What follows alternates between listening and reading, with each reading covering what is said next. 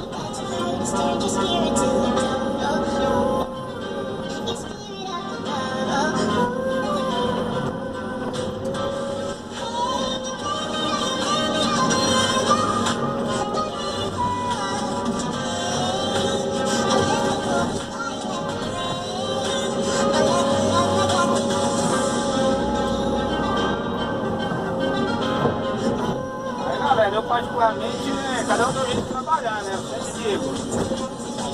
Mas vou mostrar essa música daqui.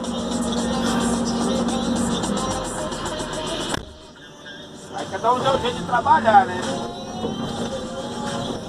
Eu gosto de apertar o aterro assim, ó. Mas dar uma solada, porque depois que ele secar, ele fica um tijolo, né?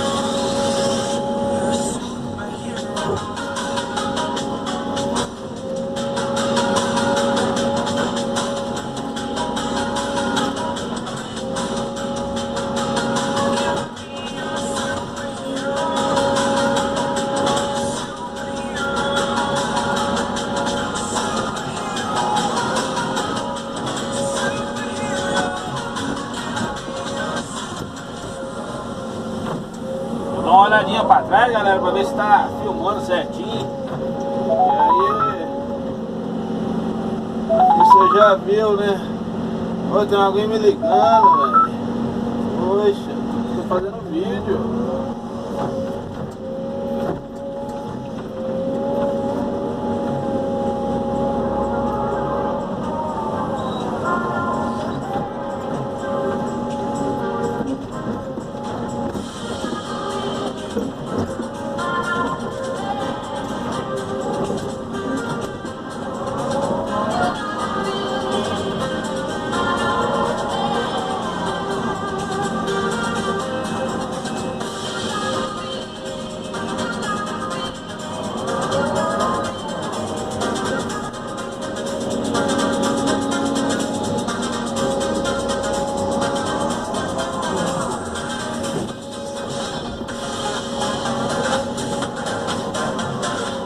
Galera, eu vou mostrando por etapa aí pra vocês aí, beleza?